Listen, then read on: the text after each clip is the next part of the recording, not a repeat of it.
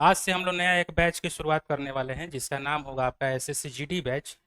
जरा से ध्यान से देखिएगा, एसएससी जीडी में हमें क्या चीज़ सबसे पहले अध्ययन करना है और उसके बाद हम लोग बारीकियों से एक एक चीज़ पर पहले सिलेबस पर कमांड करेंगे। सिलेबस यदि अच्छे से समझ में आ गया तो फिर हर एक चीज़ का इंट्रोडक्शन हो ही जाएगा। तो सबसे पहला काम है एसएससी जीडी में, हमें देखिए चार चीज़ों पर सबसे पहले काम करना होगा। एक आपको पढ़ना है भाई सबसे पहले मैथमेटिक्स, दूसरा एरिया आपका आएगा रीजनिंग, और तीसरा जो एरिया आपका आता है इसमें हम लोग जीएस को पढ़ते हैं। हालांकि जीएस को बस हम ब्रीफ करेंगे और इसी में हम लोग जीके भी पढ़ेंगे और थोड़ा सा करेंट अफेयर जिसको हमने नाम दिया है जीए का। ठीक है। और इसके साथ साथ हम लोग को एक पढ़ना होता है लैंग्वेज का पेपर। अब लैंग्वेज के पेपर में आप दो तरीका का पेपर ले सकते हैं, आपके ऊपर रहता है ये। या तो आप हिंदी को ले सकते हैं या फिर आप लैंग्वेज के रूप में इंग्लिश को ले सकते हैं। माने ये आपके ऊपर है या आप किस सब्जेक्ट को लेना चाहते हैं, लेकिन ये जो चीज़ें होंगी ये सबके लिए कंपलसरी होंगी, ये सबको पढ़ना होगा। अब रह गया सवाल कि एसएससी जीडी की सिलेबस जब हम अध्ययन करेंगे तो इसके लिए हमें बारीकियों से हर एक चीज़ पर कमांड करना होगा। तो चलिए हम सबसे पहले हर एक चीज़ पर हम काम कर लेते हैं, उसके बाद हम अलग अलग सेक्शन पर आएंगे। देखिए सबसे पहले आपका आ जाएगा एसएससी जीडी कांस्टेबल का, जो आप एग्ज़ाम की तैयारी करने वाले हैं। इसमें अगर आप देखिए तो जो परीक्षा होती है ये ऑनलाइन मोड में अब होती है। पहले ऑफलाइन मोड में कभी हुआ करती थी, लेकिन अब जितना भी आप एग्ज़ाम देखिए एसएससी का, वो सारा एग्ज़ाम आपका ऑनलाइन ही कंडक्ट किया जाता है। अब ऑनलाइन परीक्षा है तो इसमें कुल मिलाकर नंबर ऑफ क्वेश्चंस कितने होंगे, तो ये कुल मिलाकर क्वेश्चन है 80। और यहाँ पर हर एक क्वेश्चन के लिए वेटेज दिया गया है 2 नंबर, हर एक क्वेश्चन 2 नंबर का। इस तरीका से हिसाब अगर आप लगाइए तो 80 क्वेश्चन का आपका हो जाएगा टोटली मिलाकर 160 नंबर। ठीक है। आपके पास 1 घंटे का समय मिलेगा, 1 घंटा में आपको 80 क्वेश्चन को सॉल्व करना है। अगर ध्यान से अगर देखा जाए कि अगर हम 1 मिनट में एक क्वेश्चन सॉल्व करते हैं तो 60 मिनट में 60 क्वेश्चन सॉल्व करेंगे। और यहाँ पर क्वेश्चन है कितना, 80 क्वेश्चन। मैंने कहने का अर्थ यह है कि एक क्वेश्चन बनाने के लिए हमारे पास 1 मिनट से भी कम समय है कि नहीं, 1 मिनट से भी कम समय है। ऊपर से इसमें क्या कर दिया है, निगेटिव मार्किंग, यानी कि एक क्वेश्चन यदि आप गलत करते हैं तो आपका आधा नंबर कट जाएगा। अगर आप एक क्वेश्चन सही करते हैं तो 2 नंबर आपको मिल जाएगा। अब देखो भाई, जब भी रणनीति बनाई जाती है ना तो टोटल मिलाकर 80 क्वेश्चन है। 80 क्वेश्चन माने कोई भी सिलेबस होता है तो जनरली यही लेके चला जाता है कि आप उसका कम से कम 60% आप लाएंगे। अगर आप पूरे सिलेबस का 60% ला देते हैं तो आप समझिए कि आप कहीं ना कहीं कटअप को पार कर रहे हैं। 60% किसी भी कीमत पर आपको लेकर आना ही होगा। 60% का मतलब ये हो गया कि आपका 8 80 का 60% यदि आप निकालिए तो कितना हो जाएगा, 8 6 48, यानी 48 गो क्वेश्चन तो किसी कीमत पर आपका सही होना चाहिए। तो कटअप पार होने की एक उम्मीद है। ठीक है। लेकिन नौकरी लग जाएगी इसकी उम्मीद अभी फिलहाल नहीं है। नौकरी कितने पर लगेगी, तो कम से कम आपको 70% लाना होगा पूरे सिलेबस का। कम से कम 70% यदि आप ला देते हैं तो आप समझिए कि आपको नौकरी लगने के चांसेस काफ़ी हाई हो जाएंगे। तो 70% कहने का मतलब है 8 7 56, माने टोटली अगर 80 क्वेश्चन है तो उसमें से आपके 56 क्वेश्चन किसी कीमत पर सही होने चाहिए। एक भी गलती नहीं होना चाहिए, ये बात हमेशा याद रखिएगा, गलती नहीं होना चाहिए। गलती जहां हुआ तो फिर आपका मार्किंग जो है वो कमज़ोर पड़ जाएगा, इसीलिए आपकी गलतियां नहीं होनी चाहिए। अब रह गया कि ये तो हम माने जैसे तैसे करके नौकरी तो लग जाएगा इतना क्वेश्चन यदि हम हल कर लेते हैं। ठीक है। लेकिन अगर हमें हायर पोस्ट चाहिए, जैसे मान लो कि हमें सीआईएसएफ चाहिए, ठीक है, इस तरीका का पोस्ट यदि हमें चाहिए और ख़ास करके हम बिहार से बिलोंग करते हैं, तो हमें क्या करना होगा, हमें कम से कम टोटली 80 क्वेश्चन में से कम हम टारगेट रखेंगे 60 से लेकर 70 क्वेश्चन किसी कीमत पर हमें बनाना होगा। 60 से 70 क्वेश्चन यदि आप बनाते हैं तो कैटेगरी वाइज हो सकता है कि आपको अच्छा पोस्ट मिल जाए। लेकिन अगर आप 56 नंबर से ऊपर यदि आप बनाते हैं, यानी 56+ यदि आप क्वेश्चन सही सही बना लेते हैं, तो आपको एकदम हायर चांस है कि आपका जॉब हो जाएगा। अब कौन सा डिपार्टमेंट मिलेगा इसको हम नहीं बता पाएंगे, लेकिन इतना जरूर है कि पूरे सिलेबस का कोई भी व्यक्ति यदि 70% बना लेता है तो उसको ऑन एंड एवरेज है, खास करके एसएससी में यही देखा गया है अभी तक कि 70% बना लेने के बाद उसका कट ऑफ के साथ साथ उसको जॉब लगने की भी संभावना बढ़ जाती है। ठीक है। अब रह गया सवाल कि हालांकि जो एग्ज़ाम जो हम लोग का होने वाला है, इस एग्ज़ाम में आपको भी मालूम है कि आपको अलग अलग प्रक्रियाओं से होकर गुजरना पड़ता है। सबसे पहले हम लोग रिटेन का तैयारी करते हैं। सबसे पहले आपको रिटेन एग्ज़ाम देना है। दूसरा चीज़ होता है कि रिटेन जैसे ही आपका क्लियर हो जाएगा, फिर आपको देना होगा फिजिकल। फिजिकल भी यदि आपका क्लियर हो जाता है तो फिर आपको देना होता है मेडिकल। और इसके बाद ये सारी चीज़ क्लियर होने के बाद फिर आपको होता है कि आपका मेरिट तय किया जाता है कि आखिरकार कितने लोगों का हमको फाइनली सिलेक्शन लेना है। तो चूंकि अब की बार का जो पोस्ट है भाई, याद रखिएगा 84,000 से ऊपर का पोस्ट है और काफ़ी गोल्डन चांस है। अगर अगर पिछली बार की तुलनात्मक रूप से अध्ययन किया जाए तो जिस बालक ने 70% स्कोर कर दिया है उसका आराम से कट ऑफ क्लियर हो गया है। यानी कि 56+ जितना भी लोग लाया था उसका मान के चलिए कि कट ऑफ क्लियर था। अब नौकरी लगने के लिए थोड़ा सा हमने आपको बता ही दिया कि थोड़ा सीटें कम थी, तो उस समय आपके लिए थोड़ा सा कंपटीशन हाई हो गया था। तो 60+ जिसने भी सही किया था लमसम लमसम लड़कों का सिलेक्शन हो चुका है। तो ऐसे में ऑन एंड एवरेज यही देखा जाए कि आपकी बात सीटें जो हैं लमसम लमसम थोड़ी सी ज़्यादा हैं, एक गुनी से मतलब दो गुनी के आसपास कह सकते हैं सीटें हो चुकी हैं। तो ऐसी स्थिति में अगर आप 60 से 70% का भी टारगेट रखते हैं तो मान के चलिए कि आपका श्योर है कि जॉब हो जाएगा। ज़्यादा इसमें आपको रिसर्च करने की ज़रूरत नहीं है। अब रह गया सवाल कि जब हम यहाँ पर एग्ज़ाम का प्रिपरेशन कर रहे हैं तो हमें भाई हर एक सेक्शन पर कमांड करना होगा, क्योंकि कोई भी चीज़ की अगर तैयारी करते हैं तो सबसे पहला काम होता है कि आप उसके सिलेबस को बढ़िया से समझ लीजिए। अगर आपको सिलेबस अच्छे से समझ में आ गया है तो उसके बाद आपकी तैयारी बड़ी आसानी से हो जाती है। तो आइए अगला हमारा स्टेप रहेगा सिलेबस को समझना। हम सबसे पहले सिलेबस को समझेंगे, लेकिन उसके पहले थोड़ी सी जानकारी इस पर भी इकट्ठा कर लेते हैं कि हमने अभी आपको जानकारी दिया कि 4 चीज़ों पर आपको कमांड करना है। सबसे पहला चीज़ है आपको रीजनिंग। दूसरा चीज़ आपके पास आएगा क्या भाई, जनरल नॉलेज। अब जनरल नॉलेज में 3 चीज़ें हैं, एक होता है आपका जीएस, एक होता है आपका जीके और एक आपका होता है जीए। ये तीनों चीज़ों को हमने मिलाकर एक जनरल नॉलेज या जनरल अवेयरनेस नाम दिया हुआ। अब थोड़ा सा बात को समझिए। जीके का मतलब है कि भाई किसी भी चीज़ की जानकारी यदि आपको वन लाइनर के फैक्ट में है तो आप आराम से उसको कहिए जीके है। जैसे हमने एक दिन कहा भी था कि बाबर ने कौन सी लड़ाइयाँ लड़ी, चाहे हम पूछ देंगे कि पानीपत का प्रथम युद्ध कब हुआ, इसी वन लाइनर है, एक शब्दों में यदि आप चाहें तो जवाब दे सकते हैं। लेकिन अगर हम पूछ दें कि बाबर ने अपनी नई राजधानी फतेहपुर सीकरी को ही क्यों बनाया, अब इसमें क्यों बनाया का मतलब कि अब आपको यहाँ पर विस्तारित रूप से जवाब देना पड़ेगा।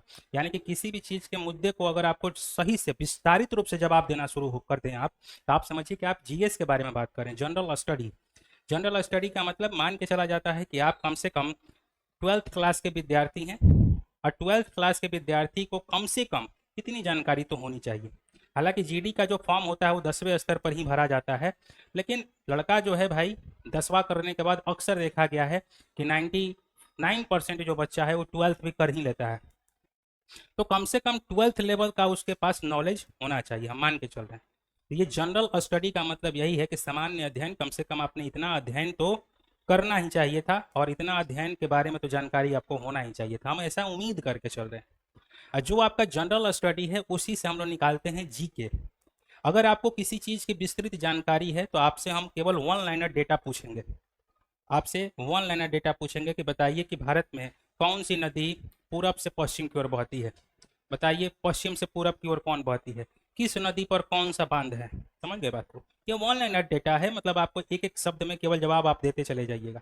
लेकिन फायदा यही होता है कि हम लोग सबसे पहले यही बार बार सलाह देते हैं कि बाबू केवल आप जीके के चक्कर में ना पड़िए, क्योंकि आपके लिए हो सकता है कि वो रटंतु विद्या हो जाए। तो हम लोग मुद्दे को समझने की कोशिश करते हैं।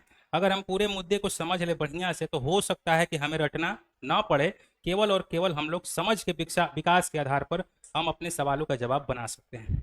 इसीलिए हम प्रीफर यही करते हैं कि आप सबसे पहले जीएस पर थोड़ा सा कमांड कर लीजिए। अब जैसे मान लीजिए कहानी ही पूरा हम सुना दे, सारी चीज़ों का कहानी एक दूसरे से जोड़कर यदि हम बता दें तो ऑटोमेटिक उसका डेटा आपको याद हो जाएगा।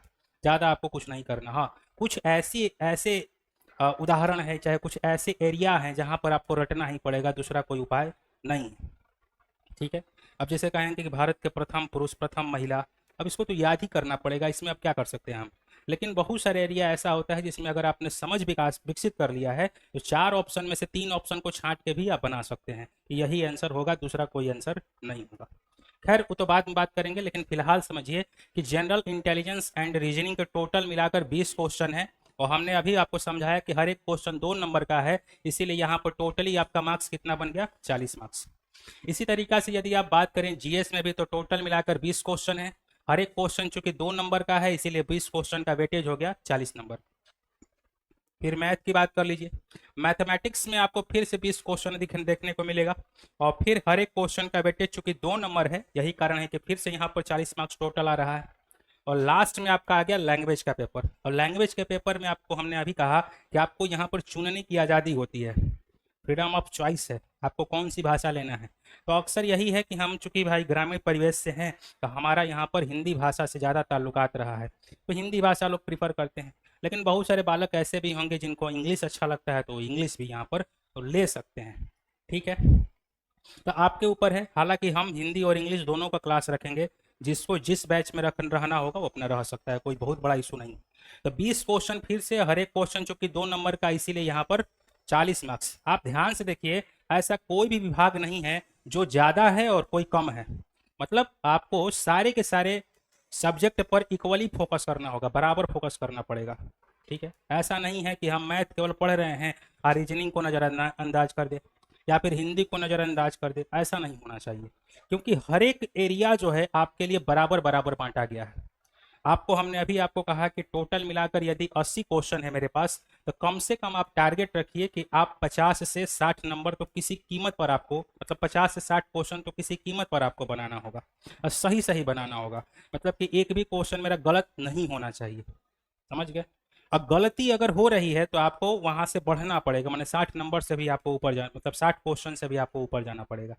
तो कहने का अर्थ यह है कि कम से कम आप मान के चलिए कि सही सही एकदम बिना निगेटिव मार्किंग को छुए। और देखो भाई, जनरली यही होता है कि अगर आप कितना भी बढ़िया बुद्धिजीवी हो जाए, कितना भी बढ़िया पढ़ने वाले हो जाए, गलतियां तो एग्जाम में होगी ही होगी, क्योंकि वहां पर प्रेशर ऐसा होता है ना, एग्जाम का प्रेशर एक अलग ही होता है कि अगर आपका आ रहा भी क्वेश्चन है तो आप मिस्टेक कर दीजिएगा, फिक्स है।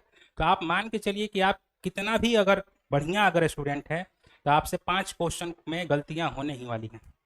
समझ, ऑन एंड एवरेज स्टूडेंट है तो 5 से ज़्यादा गलतियां होंगी, लेकिन 5 गलतियों पर तो आप अपना श्योर हो जाइए कि अगर आप मारना होगा, बी क्लिक करना है, भले बनाए हैं सही क्वेश्चन, बी क्लिक करना होगा, गलती से आपका सी क्लिक हो गया, आप आगे बढ़ गए, आपको लग रहा है कि आपने बी ही क्लिक किया है। समझ गए बात को? तो इसीलिए ये सब आदमी लेके चलता है ऑन एंड एवरेज। तो आपको टारगेट यही रखना है कि पूरे सिलेबस का कम से कम 70% हमें किसी कीमत पर लाना होगा। अगर हम ला देते हैं तो लिख के ले लीजिए, हमसे आज ही आपको बता रहे हैं कि आपका हम कटअप बता रहे हैं कि आपका कम से कम इतना कटअप तो जाएगा ही जाएगा। अगर आपने बना लिया, क्योंकि आप एग्ज़ाम देने जाइएगा, अगर आपका स्कोर इसके बीच में रह रहा है तो आप अपने आप को सेफ जोन में मान सकते हैं। अगर आपका नहीं हो रहा है, अगर आपको लग रहा है कि डाउन जा रहे हैं, एकदम पेपर हार्ड आ चुका है, तो अगर आपके लिए पेपर हार्ड है तो हम उम्मीद करते हैं कि सबके लिए हार्ड होगा, क्योंकि हम उस लेवल तक आपको पहुंचाने की कोशिश करेंगे। ठीक है, एक बात और हमेशा याद रखिएगा, आप अपने आप को कभी भी ये ना समझिए कि आप एसएससी जीडी की तैयारी कर रहे हैं। हम बार बार आपको सलाह यही देते हैं कि आप जब भी तैयारी करने जाएं तो अपने से ऊंचे दर्जे का आप कम से कम सिलेबस को कवर करके चलें। उससे फायदा यही रहता है कि आपको कभी भी अगर क्वेश्चन का लेवल उठ भी जाए, थोड़ा सा पेपर मॉडरेट से हाई लेवल पर ये भी अगर चला जाए, तब पर भी हम लोग आराम से इसको बना सकते हैं और हमें कोई भी दिक्कत होने वाली नहीं है। इसीलिए सलाह यही रहती है कि थोड़ा सा हम लोग लेवल उठा के ही चलेंगे। तो हम मान के चलेंगे कि आपको सीपीओ लेवल का हम तैयारी करवा दें।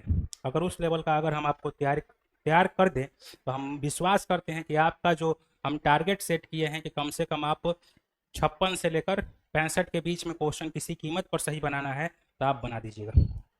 ठीक है, ये रहा क्या हमारा मोटा मोटी सिलेबस का एक हिस्सा। अब हम हर एक सिलेबस के अंदर घुसेंगे और इसकी जानकारी को इकट्ठा करने का प्रयास करेंगे कि हमें अब क्या करना चाहिए। तो देखो भाई, सबसे पहले आप रीजनिंग में जाते हैं, तो रीजनिंग में आपको भी मालूम है कि 2 प्रकार का रीजनिंग आपको यहाँ पर अध्ययन करना होता है। हालांकि हम अगर बंटवारा करें तो इसको 3 प्रकार से बांट सकते हैं, लेकिन कभी भी अगर सिलेबस यदि आप पढ़िएगा तो कहीं भी विभाग इसमें कभी बंटवारा करके नहीं देता है कि ये आपका ये विभाग है, ये आपका ये विभाग है। वो कुछ ऐसे ही आपका नोटिफिकेशन में लिख के दे देगा। अब आप अपने पढ़ने और लिखने की सुविधा के लिए आप इसका बंटवारा कर लेते हैं कि रीजनिंग को हम लोगों ने क्या किया है कि इसको 3 भागों में बांट लिया है। 3 भागों में सबसे पहला जो भाग होता है उसको हम लोग कहेंगे वर्बल रीजनिंग, और दूसरा जो भाग है मेरा इसको कहेंगे नॉन वर्बल रीजनिंग, और तीसरा जो हिस्सा होता है मेरा यहाँ पर उसको हम कहते हैं स्टेटमेंट पर आधारित जितने भी क्वेश्चन है उसको एक श्रेणी में पढ़ें तो ज़्यादा बढ़िया है। जैसे कथन और निष्कर्ष, कथन और अवधारणा, कथन और पूर्वानुमान, इस तरीका से आपसे क्वेश्चन पूछता है। तो जितने भी स्टेटमेंट वाले हैं उनको साइड करके हम एक साथ पढ़ेंगे, और बाकी जो चीज़ें हैं उनको हम 2 विभाग में बांटकर एक साथ मतलब पढ़ने का प्रयास करेंगे। यहाँ पर देखिए भाई, वर्बल और नॉन वर्बल की जानकारी हम थोड़ा सा आपको बता दें, पहचानने का तरीका है ये। वर्बल रीजनिंग किसको कहा जाएगा और नॉन वर्बल रीजनिंग किसको कहा जाएगा। तो वर्बल रीजनिंग और नॉन वर्बल रीजनिंग में क्या अंतर है, थोड़ी सी बात को समझ लेते हैं। वर्बल रीजनिंग, जब भी अगर आप कभी भी क्वेश्चन को यदि आप पढ़ रहे हैं रीजनिंग के और उसमें पूरा का पूरा शब्द लिखा हुआ है, पूरा वाक्य लिखा हुआ है, पूरा बड़ा बड़ा क्वेश्चन दे रहा है, तो मान के चलिएगा कि वो वर्बल रीजनिंग है। जैसे जैसे कैलेंडर के क्वेश्चन, जैसे जैसे आप ले सकते हैं कि आपका ब्लड रिलेशनशिप का क्वेश्चन, कोडिंग डिकोडिंग का क्वेश्चन, ये सब क्या है, ये सब आप देखिएगा कि ये शब्द लिखे हुए हैं लंबा चौड़ा, उनका पूरा का पूरा ग्राफिकरण किया हुआ है, उसके बाद आपसे क्वेश्चन पूछा जा रहा है। ठीक है, अब कह देगा कि किसी कुट भाषा में राम को ये कहा जाता है तो उसी कुट भाषा में मोहन को क्या कहा जाएगा। इसमें पूरा हम भाषा का प्रयोग कर रहे हैं। तो वर्बल का मतलब ये होता है पूरा का पूरा आपको भाषा के रूप में, वाक्य के रूप में या शब्दों के माध्यम से आपको यहाँ पर प्रश्न बनाकर देने का प्रयास किया जाएगा। नॉन वर्बल क्या है कि चित्रात्मक क्वेश्चन होता है, इसमें चित्र बना बना के दिया जाता है। जैसे पेपर कटिंग, पेपर फोल्डिंग, उसके बाद से कोई डाइस का क्वेश्चन दे दिया, बोलेगा कि इसमें चुन के बताइए कि इसके विपरीत फलक पर क्या होगा। इसमें क्या है, चित्र हम बना बना के दे रहे हैं। तो चित्र यदि हम बना कर दें तो उसको हम नॉन वर्बल में पढ़ेंगे। अब बिना चित्र वाला, अगर हम लोग आम भाषा में बात करें तो बिना चित्र वाले जितने भी हैं उनको हम वर्बल में पढ़ेंगे। ठीक है, चित्र वाले को नॉन वर्बल में, बिना चित्र वाले को वर्बल में। एक हो गया आपका स्टेटमेंट पर आधारित। तो कुल मिलाकर रीजनिंग को हम 3 भागों में बांटकर यहाँ पर अध्ययन करेंगे। हालांकि सिलेबस में आपको ये ऐसा कहीं मेंशन नहीं करेगा कि ये वर्बल है, ये नॉन वर्बल है, ये स्टेटमेंट वाला है। आपको खुद से तय करना होगा कि ये किस विभाग का है, ताकि आपको पढ़ने में या फिर उसको सीखने में सुविधा हो। ठीक है, तो सबसे पहले हम बात करेंगे, तो यहाँ पर लिखा है arithmetic number series. Number series के क्वेश्चन तो आपको किसी कीमत पर मिलेंगे ही, आप किसी भी एग्जाम की तैयारी कर लें और वहाँ पर लिख दिया रीजनिंग, तो सीरीज का क्वेश्चन तो भाई डेफिनेटली मिलने वाला है, फिक्स है, मिलेगा। इसलिए आप इससे पीछा नहीं छुड़ा सकते हैं। तो सीरीज का क्वेश्चन है, एक आ जाएगा रिलेशनशिप कॉन्सेप्ट। रिलेशनशिप कॉन्सेप्ट मतलब रक्त संबंध, रक्त संबंध यानी कि ब्लड रिलेशनशिप, इसी को हम लोग अलग नाम दे सकते हैं। उसके बाद आएगा सिमिलरिटीज एंड डिफरेंसेस। सिमिलरिटीज का मतलब होता है सदृश्यता। सदृश्यता मतलब कि आपको 4 ऑप्शन दिए, हम कहें कि इनमें से 3 को एक जैसा नजर आ रहा है, कौन सा एक है जो भिन्न नजर आ रहा है, तो जो भिन्न नजर आ रहा है उसको हमें बता दीजिए। ठीक है, या फिर 3 को अलग अलग भिन्न भिन्न दिए और उसमें से कहे कि कौन सा ऐसा है जो इसमें से अलग कुछ दिखाई दे रहा है, तो अलग कोई कुछ दिखाई दे रहा है तो उसको अलग करके निकाल दीजिए। इस तरीका से क्वेश्चन आपको यहाँ पर देखने को मिलेगा। बहुत ही आसान है, मतलब ऐसा है कि हम एक बार अगर आपको अगर सिखा दे कि देखो भाई ऐसे ऐसे क्वेश्चन होते हैं, तो हमें विश्वास है कि आप खुद का दिमाग लगाकर आप कर लीजिएगा, ज़्यादा इसमें दिमाग नहीं लगाना है। एक होता है आपका स्पेशल विजुअलाइजेशन। इसमें आपको वही हमने बताया कि स्पेशल विजुअलाइजेशन में हम लोग क्या करेंगे कि इसमें कुछ चीज़ें होती हैं कि हम लोग चित्र को देखकर, जैसे चित्रों की हम गणना करेंगे, त्रिभुज कई गो है, चतुर्भुज कई गो है, या फिर कहेगा कि वर्ग कई गो है। ठीक है, इस तरीका से हम लोग यहाँ पर देखने का प्रयास करते हैं। एक होता है अर्थमेटिकल रीजनिंग। हालांकि देखो अर्थमेटिकल रीजनिंग कहना इसको इसको हालांकि हम लोग पढ़ लेते हैं कहाँ पर, तो मैथमेटिक्स में ही। अर्थमेटिकल रीजनिंग जैसे कभी कभी ब्लड रिलेशनशिप में ही ना, कभी क्या करेगा कि आपको लगेगा कि आयु संबंधित क्वेश्चन इसमें डाल दिया है। ठीक है, ऐसे ऐसे कुछ क्वेश्चन होते हैं, हम जैसे आपको समझा रहे हैं, तो ज़्यादा टेंशन नहीं लेना है, ये ऑलरेडी हम लोग मैथ में भी कवर कर रहे होते हैं, और हल्का सा हमको यहाँ पर रीजनिंग में भी पढ़ लेना है, तो दोनों एक ही जैसा लगेगा फिलहाल। उसके बाद से एक होता है फिगर क्लासिफिकेशन। फिगर को क्लासीफाई करना है तो उसको हम लोग देख लेंगे। एक होता है स्पेशल ओरिएंटेशन, एक होता है एनालॉगिस, एक होता है नॉन वर्बल सीरीज, एक होगा आपका विजुअल मेमोरी, एक होता है डिस्क्रिमिनेशन, और एक होता है ऑब्जर्वेशन। ये सारी चीज़ें आपको ऑन एंडेवरी एक ही बार में हम सिखाएंगे, टेंशन नहीं लेना है। बस आपको ये अलग अलग चैप्टर लिख के दिया हुआ है, इसमें टेंशन नहीं लेना है, अलग अलग नामकरण कर दिया है चीज़ वही जो हम लोग पुराने सिलेबस से देखते आ रहे हैं, तो ज़्यादा आपको दिक्कत नहीं आनी चाहिए। नेक्स्ट बात करते हैं हम लोग भाई अपना सिलेबस जीएस पर। ठीक है, रीजनिंग में आपको बिल्कुल भी 1% भी टेंशन नहीं लेना है, 1% भी, क्योंकि रीजनिंग बहुत आसान होता है। इसमें जितना हम चीज़, जितना ये लिखा हुआ है ना, उससे ज़्यादा ही हम सिखाएंगे, उससे कम नहीं सिखाएंगे। दूसरा चीज़ है आपका, यहाँ पर हमने बात किया जनरल अवेयरनेस और जनरल नॉलेज की। तो देखो भाई, सबसे पहले तो यहाँ पर हिस्ट्री शब्द लिखा है। हिस्ट्री में आपको हमने पहले भी बताया था कि हमें यहाँ पर दो प्रकार की हिस्ट्री को पढ़ना है। एक हिस्ट्री है जो इंडियन हिस्ट्री है, भारतीय इतिहास, और एक होता है वर्ल्ड हिस्ट्री। देखो यहाँ पर वर्ल्ड हिस्ट्री से क्वेश्चन पूछने के चांसेस बहुत ही कम होते हैं। पूछेगा क्या चीज़? इंडियन हिस्ट्री, भारत का इतिहास। और भारत के इतिहास को भी हमने कहा था कि चूंकि हम लोग जब हायर लेवल में अध्ययन करते हैं तो इंडियन हिस्ट्री को हम लोग यहाँ पर अलग अलग 4 भागों में बंटवारा किए हैं। हालांकि 3 ही भाग सब लोग लिखता है, लेकिन हम इसको पढ़ने और सीखने के नज़रिया से 4 भागों में बांटे हैं। पहला जो होता है उसको हम लोग नाम देते हैं प्राचीन इतिहास। दूसरा जो है इसमें हमने नाम दिया है मध्यकाल का इतिहास। तीसरा हमने नाम दिया है आधुनिक भारत का इतिहास। और लास्ट हमने दिया हुआ है, चूंकि आधुनिक भारत का इतिहास 1947 में जाकर खत्म हो जाता है, भारत की आज़ादी यहाँ पर हो चुकी है, तो अगली जो कड़ी चलती है हम लोग पढ़ते हैं आज़ादी के बाद का भारत। आज़ादी के बाद का भारत, इसमें कम से कम आपको नेहरू जी के शासनकाल तक तो पढ़ ही लेना चाहिए। नेहरू जी का शासनकाल तक कम से कम, मैंने मोटा मोटी अगर ऑन एंड एवरेज डेटा की बात करें तो 1964 तक का डेटा तो कम से कम आपको पढ़ ही लेना चाहिए। ठीक है, पंचवर्षीय योजना आप अक्सर देखिएगा मिल जाएगा। पंचवर्षीय योजना में पहला दूसरा तीसरा अक्सर आपसे पूछ लेता है, तो कहीं ना कहीं नेहरू जी के टाइम पीरियड को पूछ रहा है, उनसे रिलेट करके बहुत सारा, जैसे कहेगा पंचशील समझौता हम किस देश के साथ किए थे, कौन कौन सा मुद्दा उसमें रखा गया था, कौन कौन सी शर्तें रखी गई थी, ऐसे ऐसे आपको चीज़ें मिल सकती हैं। तो हिस्ट्री में हम लोग यही वेटेज रखेंगे इंडियन हिस्ट्री पर। दूसरा चीज़ होता है कल्चर। कल्चर नहीं, इसको कहेंगे art and culture, arts and culture. देखो भाई, आज के डेट में यदि हम बात करें तो आर्ट्स एंड कल्चर का वेटेज तो बढ़ चुका है। डेट में आर्ट्स एंड कल्चर का वेटेज बढ़ चुका है। आर्ट्स एंड कल्चर में पुनः वापस हम लोग इतिहास का ही अध्ययन करते हैं, लेकिन इसमें कलाकृतियों को पढ़ते हैं। कलाकृति जैसे मान लो कोई बिल्डिंग बना हुआ है, किस शैली में बना है, कोई मूर्ति बना है, किस शैली में बना है, किस जमाने में बना है, कौन सा शासक ने उसको बनवाया है, कम से कम मोटा मोटी इतना आइडिया होना चाहिए। संगीत के बारे में, साहित्य के बारे में, कौन सा यात्री भारत की यात्रा करने के लिए आया है उसके बारे में, ये सब आर्ट्स एंड कल्चर का ही हिस्सा होता है। तो आर्ट्स एंड कल्चर अपने आप में बहुत ही व्यापक चीज़ है। ठीक है, और आज के डेट में हिस्ट्री का ही ये हिस्सा होते हुए भी चूंकि हमें इसको क्या करना पड़ता है, अलग से अध्ययन करना पड़ता है। बहुत सारी इतिहास की चीज़ें हमें यहाँ पर देखने को मिलेगी। जैसे अगर हम बात करें हड़प्पा सभ्यता की बात करेंगे, हड़प्पा सभ्यता के जो लोग थे वहाँ पर मूर्ति बनाने का उनके पास गुण था, और खास करके एक नर्तकी की मूर्ति भी खुदाई करने के बाद मिली है। उस नर्तकी का एक पैर नहीं है, एक पैर है। कांसे की प्रतिमाएं उस जमाने में बनी रहती थी। उसके बाद से टेराकोटा के बारे में आपसे पूछ सकता है। तो बहुत सारी चीज़ें होती हैं।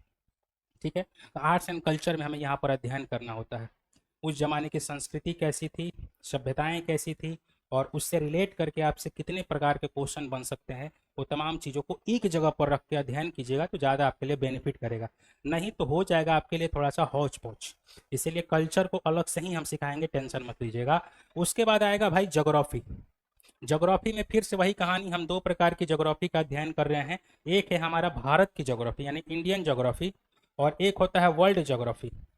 ठीक है, और हालांकि एक और एरिया निकलता है जिसमें हम लोग पूरा का पूरा अंतरिक्ष विज्ञान वगैरह वगैरह सब कुछ को, एस्ट्रोनॉमी के बारे में पढ़ रहे होते हैं। ठीक है, तो कहने का मतलब ये है कि आपके पास 3 विभाग हैं। एस्ट्रोनॉमी वाला एक जगह पर लिख देते हैं, वर्ल्ड ज्योग्राफी और इंडियन ज्योग्राफी। इन तीनों पर एक ब्रीफ, एक मोटा मोटी एक आइडिया आपका जनरेट हो जाना चाहिए। ठीक है, और आपका काम हो सकता है यहाँ से। उसके बाद अगला चीज़ आएगा इकोनॉमिक्स। इकोनॉमिक्स में फिर से वही कहानी है कि हम लोग कम से कम इंडियन इकोनॉमिक्स को पढ़ लेंगे और भारत को विश्व के परिप्रेक्ष्य में पढ़ लेंगे। जैसे विश्व के परिप्रेक्ष्य में कैसे, सूचकांक हमसे पूछता है। सूचकांक जैसे मानव का पूछ देगा कि बताइए कि आज़ादी के क्षेत्र में भारत में उसका सूचकांक कितना है, मतलब पूरा वर्ल्ड में जब रैंकिंग किया गया तो भारत का सूचकांक में कौन सा स्थान प्राप्त हुआ। उसके बाद से हम पूछ देंगे कि बताइए कि वर्ल्ड इकोनॉमी में, मतलब पूरा का पूरा अर्थव्यवस्था में, पूरे भारत का पोजीशन अभी वर्तमान में कहाँ पर पहुँचा हुआ है। ठीक है, कौन सी अर्थव्यवस्था है, बड़ी अर्थव्यवस्था है, छोटी अर्थव्यवस्था है, किस पायदान पर पहुँचा हुआ है। इकोनॉमिक्स में खास करके ऐसे ऐसे क्वेश्चन आपको देखने को मिल जाएगा, क्योंकि यहाँ पर 1 लाइनर डेटा पूछेगा। तो इससे रिलेट करके आपसे पूछ लेगा। एक होता है आपका जनरल पॉलिटिक्स, जनरल पॉलिसी, हालांकि लिखा हुआ यहाँ पर पॉलिटिकल साइंस भी होना चाहिए, हालांकि यहाँ पर लिखा हुआ इंडियन कॉन्स्टिट्यूशन। इंडियन कॉन्स्टिट्यूशन में आपको पढ़ लेना है भाई पूरा का पूरा भारत का संविधान। और संविधान में भी हमने बताया था कि कुछ एरिया है, बस उसी को आप अध्ययन करके जाइएगा, सारा आपको संविधान पढ़ने की जरूरत नहीं, 395 अनुच्छेद सबका सब रटने की जरूरत यहाँ पर नहीं है, कुछ एरिया है बस उतना पढ़ के जाइएगा, आपका काम हो जाएगा। एक है आपका जनरल पॉलिसी, जनरल पॉलिसी की भारत सरकार या फिर कोई भी गवर्नमेंट जो है अपनी कौन सी पॉलिसियाँ जारी कर रही हैं उसके बारे में तत्काल वाला कम से कम डेटा आपको याद करना पड़ेगा। उसके बाद साइंटिफिक रिसर्च, और साइंटिफिक रिसर्च में कम से कम इसरो का, डीआरडीओ का कम से कम आपको अध्ययन करके जाना होगा। वर्ल्ड का अगर कम से कम अगर आपको दिमाग में नहीं भी आ रहा है तो कम से कम अपने देश वाला तो कम से कम आपको होना चाहिए। जैसे मान लो कि पूछ देगा कि परम कंप्यूटर किस संस्थान ने बनाया है, समझ गए बात को, इस तरीके का क्वेश्चन आते हैं। एसएससी का ऐसा फेवरेट एरिया है, तो एसएससी कम से कम इतना दायरे में तो रहेगा ही रहेगा। इससे ज़्यादा इसको दायरा बढ़ाना है तो करेंट अफेयर से भी क्वेश्चन पूछेगा। करेंट अफेयर जिसको हम लोग जनरल अवेयरनेस का नाम दे रहे हैं, जनरल अवेयरनेस मतलब कि सामान्य जागरूकता कम से कम आपको होनी चाहिए, उतनी जानकारी तो आपको होनी ही चाहिए। वर्तमान में जितनी घटनाएं घटित हो रही हैं उसके बारे में जानकारी होनी चाहिए। जैसे मान लो कभी G20 का समिट हुआ, भारत में हुआ ना G20 का समिट, तो पूछ देंगे हम कि अगली बार G20 का समिट कहाँ होगा। हालांकि G20 का नाम अब बदल के G21 बन गया है। तब पूछ देगा कि G21 में अब की बार जो अगला जो देश जुड़ा हुआ है उस देश का नाम क्या है या फिर उस ग्रुप का नाम क्या है, बता दीजिए। उसके बाद पूछ देगा कि G7 से क्वेश्चन, G7 का मतलब क्या है, G7 में कौन कौन से देश शामिल है, कौन से देश शामिल नहीं है। मैंने कोई अगर समूह है ना, कोई अगर वर्ल्ड लेवल पर कोई समूह बना है उसमें से पूछ लेगा कि भारत इसमें शामिल है कि नहीं है, बताइए। सट से ऐसे ही क्वेश्चन पूछ लेता है। अब मान लो हमने ब्रिक्स बनाया, पूछ लेगा कि इसकी राजधानी कहाँ पर है या फिर इसका मुख्यालय कहाँ पर बनाया गया है, इस तरीका से क्वेश्चन। या फिर कौन देश इसमें जुड़ा हुआ है, कौन देश नहीं जुड़ा हुआ है, समझ गए। जैसे हाल में पूछ लिया कि बताइए कि भारत को किसने कहा कि नाटो देश का इसको भी सदस्य बनना चाहिए, किस देश ने कहा भारत को भी नाटो का सदस्य बनना चाहिए। नाटो एक संगठन है जिसमें अमेरिका, कनाडा, ऑस्ट्रेलिया, न्यूजीलैंड इस तरीका के जो देश हैं उसमें जुड़े हुए हैं। तो आपसे पूछ लिया जा सकता है, कभी भी आपसे पूछा जा सकता है कि आप बताइए कि नाटो में जुड़ने के लिए भारत को कौन मतलब कह रहा है कि आप आइए हमारे ग्रुप में शामिल हो जाइए, कौन से देश ने कहा है, ऐसे क्वेश्चन है। तो इसीलिए हमने आपको कहा ना कि कुछ एरिया है इसका, सारे एरिया पर आपको पकड़ नहीं बनाना है, लेकिन कुछ एरिया ऐसे है ना कि जहाँ से हम लिख के दे रहे हैं कि वहाँ से क्वेश्चन आएगा ही आएगा। अब करेंट अफेयर में मान लो कोई खेल खिलाड़ी है, अभी हाल में देखो एशियन गेम चल रहा है, क्वेश्चन आपका फिक्स है बनेगा, फिक्स है बनने वाला है। अब हाल में देखो वर्ल्ड कप आ रहा है, एशिया कप हुआ, क्रिकेट से ही अगर जोड़ के देखें तो बहुत सारी चीज़ें हैं। किसी का रैंकिंग पूछ लेता है कि बताइए कि किसने सबसे ज़्यादा हाफ सेंचुरी मारा है, समझ गए बात को। ऐसा ऐसा भी क्वेश्चन मतलब बबुआ जैसा भी क्वेश्चन पूछ लेता है। अब कोई कोई क्वेश्चन ऐसा होगा कि जो थोड़ा सा डीप से भी जाकर पूछ लेगा। भारोत्तोलन से क्वेश्चन पूछ लेगा कि बताइए हाल में ही किसने गोल्ड मेडल जीता है भारोत्तोलन में। चाहे 4 को खिलाड़ी का नाम दे देगा, कहेगा कि निम्न में से कौन से खिलाड़ी भारोत्तोलन से संबंधित नहीं है। अब नहीं है का मतलब कि 3 गो है, 1 गो नहीं है, खोजिए अब उसमें से, समझ के बात को। तो मोटा मोटी आपको अगर देखा जाए तो इस तरीका से आपको जीएस का अगर आप अध्ययन कीजिए तो आपका हो जाएगा, बहुत बड़ा इशू नहीं है।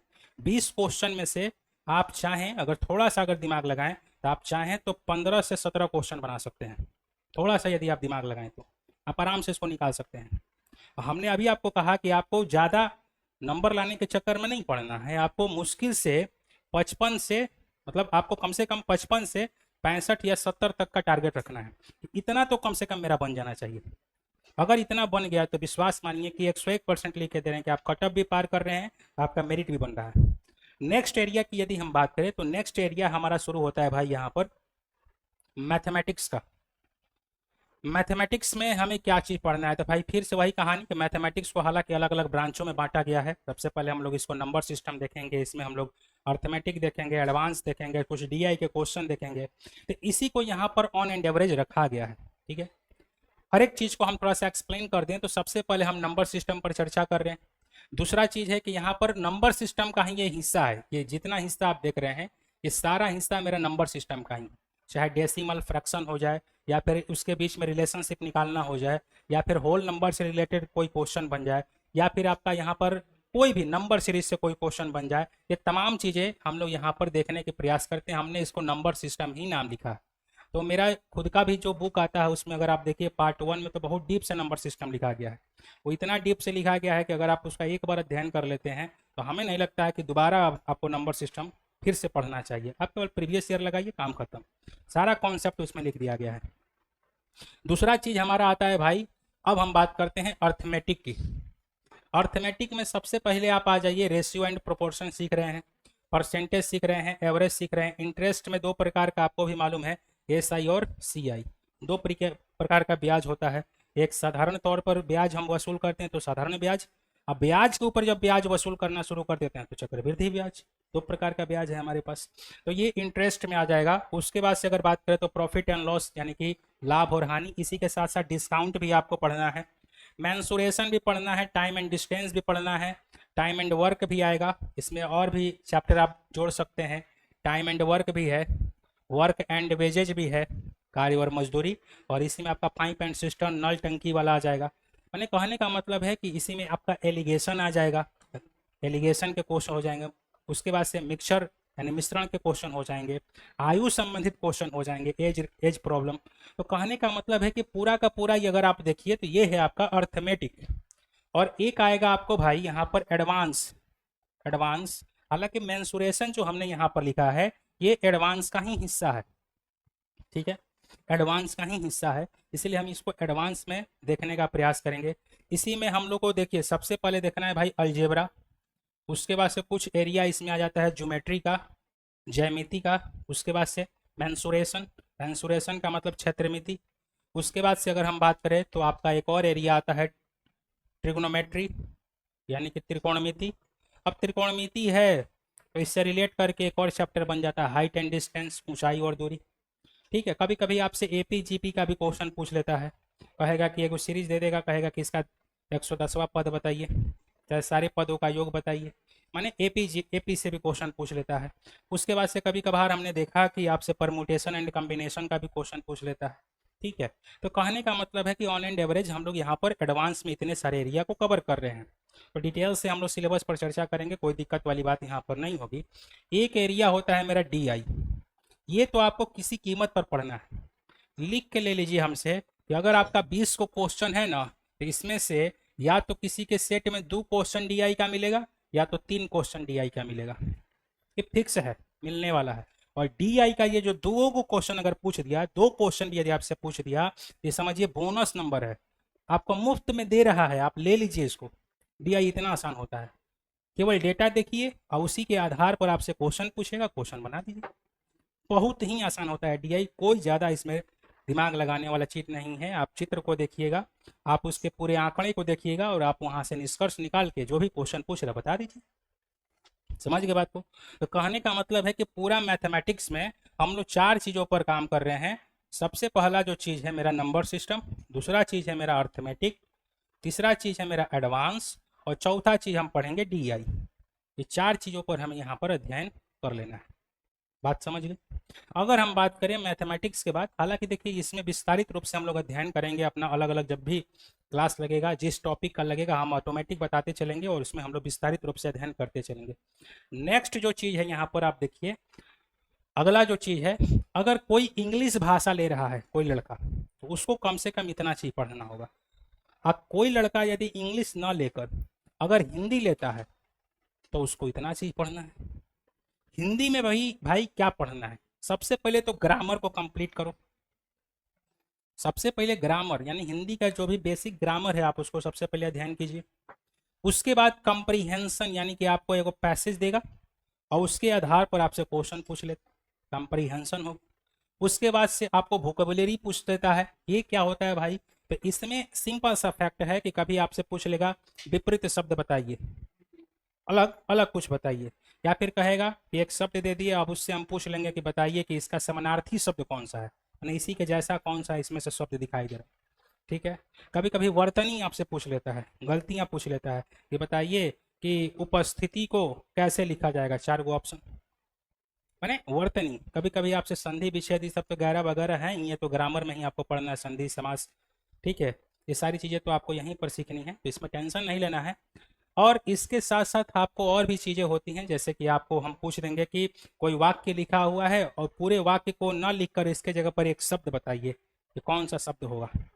ठीक है, जैसे कहेगा कि जिसने नींद पर विजय हासिल कर लिया, उसको क्या कहा जाएगा? जो व्यक्ति अपने नींद पर विजय हासिल कर ले, उस व्यक्ति को क्या कहा जाएगा? तो उसको कहते हैं हम लोग गुणाकेश। गुणाकेश।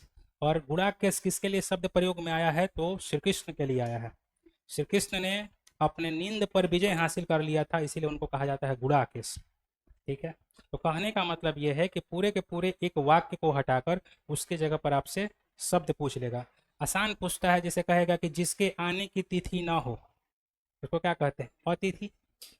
समझ गए? ऐसे ऐसे शब्द आपसे पूछ लेगा, बहुत ही आसान होता है। हिंदी में देखो भाई 20 को अगर क्वेश्चन है ना, अगर थोड़ा सा अगर हम लोग दिमाग लगाएं तो इसमें भी 15 से 19 वो क्वेश्चन तो किसी कीमत पर बना लीजिएगा, किसी कीमत पर।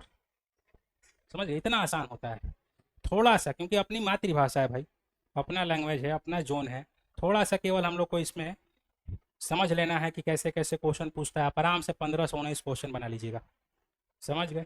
तो मोटा मोटी हमने आपको एक आइडिया हम दे देते हैं कि आप जब भी तैयारी कर रहे हैं तो आपके पास जो रीजनिंग का सिलेबस है, जो आपका मैथमेटिक्स का सिलेबस है, जो आपका जीएस का सिलेबस है और जो आपका हिंदी का सिलेबस है, सब में आपको मालूम है 20-20 क्वेश्चन पूछेगा। हमने क्या कहा? ऑन एंड एवरेज अगर हम रीजनिंग की बात करें, अगर हम इसमें 15 से अगर हम चाहें 19 को क्वेश्चन तो सही कर सकते हैं। सबसे लोअर यदि हम बात करें तो 15 क्वेश्चन, अगर हाइयर जा रहे हैं तो 20 क्वेश्चन, लेकिन 15 से 19 क्वेश्चन यदि आप चाहें तो आराम से बना सकते हैं। मैथमेटिक्स की बात करें तो फिर वही कहानी, 15 से आपका 19 क्वेश्चन। जीएस की बात करें तो खूब अगर कमज़ोर होगा, खूब अगर कमज़ोर होगा, फिर भी आप चाहें तो इसमें 12 क्वेश्चन बना सकते हैं। 12 से 17 क्वेश्चन तो आपको बना ही लेना चाहिए। हिंदी की बात करें तो फिर हम यहाँ पर वेटेज देंगे कम से कम 15 से लेकर 19 के बीच में। हम सबसे लोअर मार्क को जोड़ रहे हैं, सबसे लोअर, माने इससे कम तो आपको लाना ही नहीं है, क्योंकि आपका आ ही जाएगा। आप देखिए 15 क्वेश्चन यहाँ पर, 15 क्वेश्चन यहाँ पर, 15 क्वेश्चन यहाँ पर, कितना हो गया? 30 और 45, 45 क्वेश्चन तो यहीं पर हो गया भाई। आप 12 क्वेश्चन मान लीजिए इसका, तो टोटल मिला के आपका कितना हो जाएगा? 7 और 5 आ गए आप 55 से लेकर 60 के बीच में आ गए ना। आप देखिए ये है आपका सिलेबस। अगर आप चाहें तो इतना कम से कम स्कोर तो कर ही सकते हैं, और इतना कर लीजिएगा तो हमें लिख के दे रहे हैं ना कि आपका कट ऑफ पार हो रहा है। कट ऑफ आप आराम से पार कर जाइए, क्यों? क्योंकि आपके पास सीट की मात्रा ज़्यादा है। इतना भी ला दीजिएगा तो आपका कट ऑफ पार हो जाएगा। समझ गए? टोटली 80 क्वेश्चन में, 80 क्वेश्चन में यदि आप इतना भी ला देते हैं, सही सही, गलती ना होना चाहिए, ध्यान रखिएगा, बाउंड्री लाइन है, गलती बिल्कुल नहीं होनी चाहिए। एकदम सही सही यदि आपने 57 क्वेश्चन के आसपास बना दिया, एक भी गलती नहीं है, तो आप मान के चलिए कि आप कट ऑफ पार कर रहे हैं। ये कट ऑफ किसका है? जनरल का है। ओबीसी, आईएससी, एसटी, आईडब्ल्यूएस छोड़ दीजिए, ये जनरल है। समझ गए? आप जनरल से लड़ जाइएगा, कितना हो जाएगा? समझ गए? तो इसीलिए हमने कहा, एक बार आप लोग को बता भी रहे थे कि देखो भाई, पढ़ना एक चीज़ अलग होता है, और जब हम किसी एग्ज़ाम की तैयारी करते हैं तो उसकी स्ट्रेटजी बनाना अलग चीज़ होता है। और जब भी आप नहीं होता है कि जब हम युद्ध करने के लिए जा रहे हैं तो पहले से ही हम लोग क्या करते हैं? स्ट्रेटजी बनाते हैं कि कब कौन सा सिचुएशन कहाँ पर आ जाएगा तो हमें क्या चीज़ करना चाहिए। ठीक है? और जो आदमी स्ट्रेटजी नहीं बनाता है और वो सीधे मैदान में उतर जाता है, तो समझिए कि उनको हारना ही है। समझ गए? इसीलिए यहाँ पर पढ़ाई करना अलग चीज़ है, अब एग्ज़ाम को निकालना अलग चीज़ है। एग्ज़ाम निकालते समय हमें बनाना होगा स्ट्रेटेजी। हमारा प्लस पॉइंट कहाँ है, हम कहाँ से कितना नंबर ला सकते हैं, हमारे पास कितनी क्षमता है।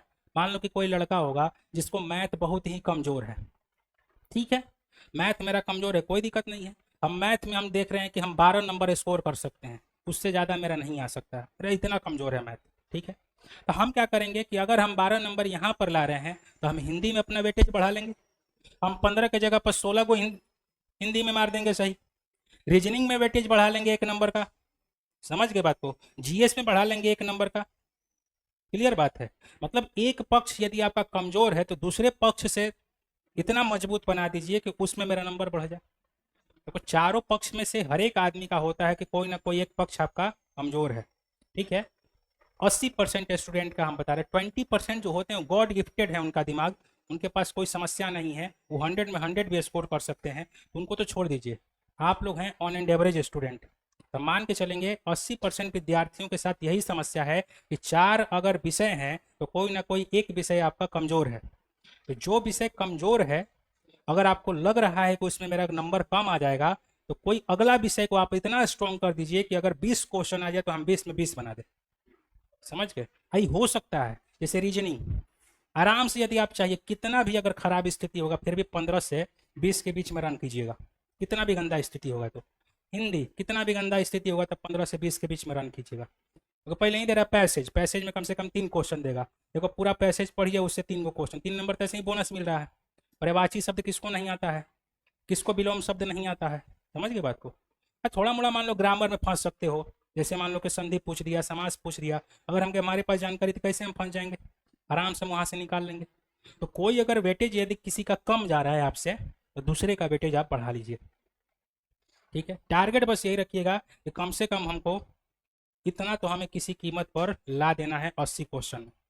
अगर हम ला दिए तो हम लिख के दे रहे हैं कि आप जनरल से फाइट कर जाइएगा, जनरल से आपका कोटा निकल जाएगा, आप जनरल कोटा में आप क्वालिफाई माने जाएंगे। ओबीसी एससी एसटी तो छोड़ दीजिए।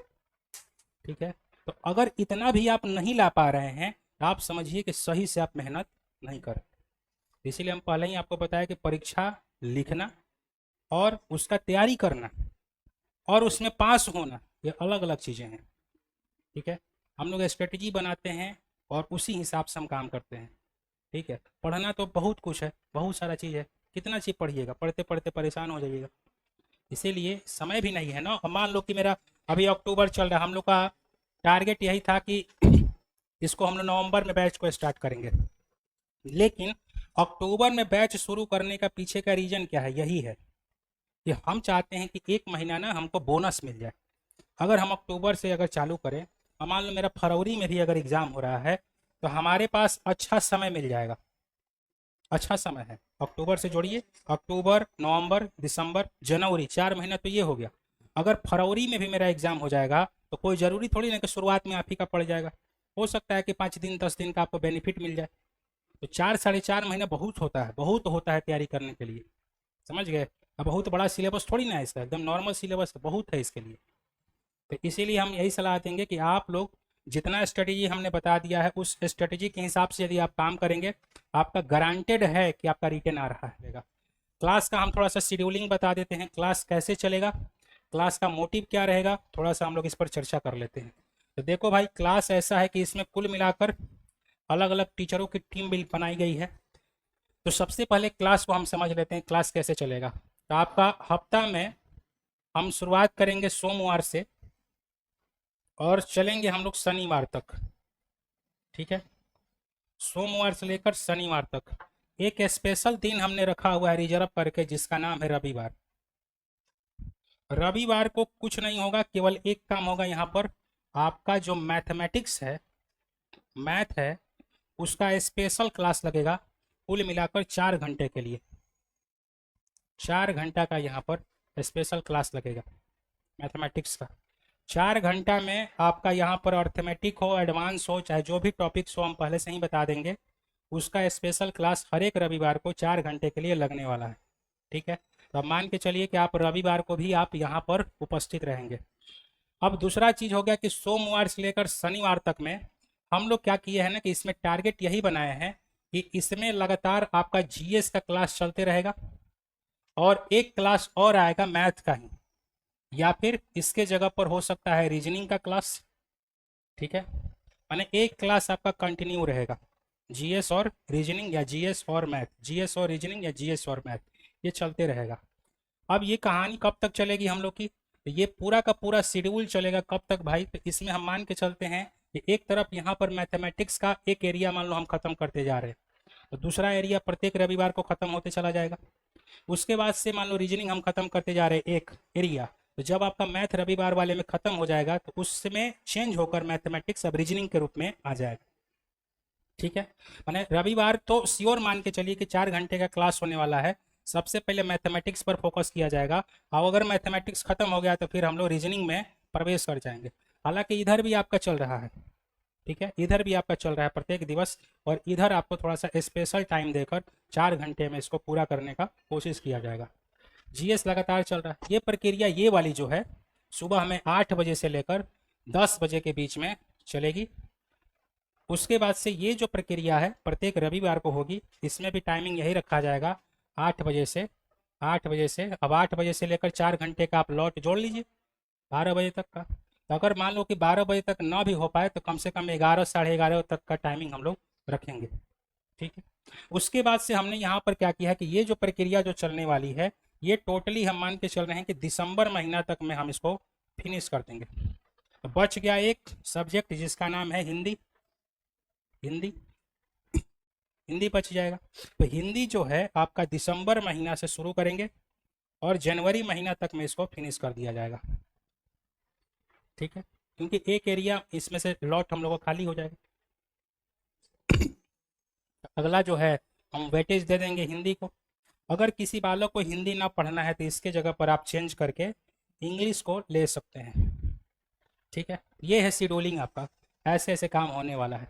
अब हो गया कहानी कि ठीक है भाई, इतना बात तो हम समझ गए हैं, इतना मैटर तो हम समझ गए कि क्लास कैसे चलने वाला है, कब क्या चीज़ होने वाली है।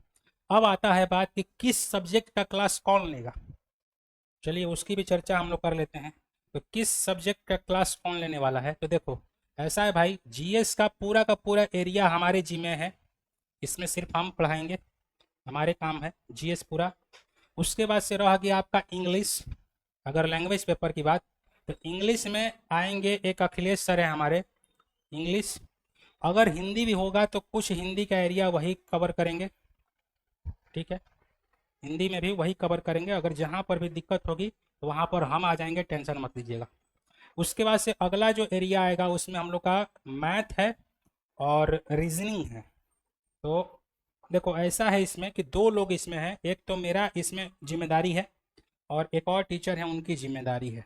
तो हमने कहा कि हर एक संडे को जो शिक्षक हैं दूसरे मैथमेटिक्स वाले, वो आपको अभिषेक सर, वो आपको यहाँ पर आकर क्लास देंगे हर एक रविवार। 4 घंटे का क्लास उन्हीं का शेड्यूलिंग होगा, क्योंकि वर्तमान में ये अभी पटना में है और पटना में अभी बीएससी एकेडमी में अपनी सेवा दे रहे हैं। तो इनके पास केवल संडे को ही टाइम बच रहा है। तो हमने कहा कि ठीक है भाई, संडे को भी अगर आप समय दे दीजिएगा तो काफ़ी है, उतना हम लोग का काम हो जाएगा। तो 2 लोगों की जिम्मेदारी है इसमें। तो एक एरिया ये पूरा का पूरा संभालेंगे और एक एरिया हमारे जिम्मे रहेगा। ठीक है, तो कहने का मतलब ये है कि आपका इस तरीक़ा से शेड्यूलिंग किया गया है कि किस में कौन आदमी काम करेगा। ठीक है, हो सकता है कि कुछ दिनों के बाद ऐसा भी हो जाए कि रीजनिंग के लिए स्पेशल टीचर हम लोग ला दें, केवल रीजनिंग ही उनको पढ़ाना होगा और हम अपना क्षेत्र केवल अपने जीएस वाले को ही रख लें। ठीक है, हमारे लिए ज़्यादा बर्डन नहीं होगा, क्योंकि ज़्यादा बर्डन हो जा रहा है, ज़्यादा दिक्कत हो जा रही है कि एक ही आदमी को बहुत सारी चीज़ों पर काम करना पड़ जा रहा है। तो इसके लिए बहुत सारा समस्याएँ हैं। इसीलिए हम लोग का टारगेट यही है कि फ़िलहाल अभी 3 टीचर उपलब्ध हैं और तीनों टीचर का अलग अलग रोल प्ले हमने बता दिया, और हम लोग कोर्स में क्या क्या प्रोवाइड कर रहे हैं उसको हमने बता दिया।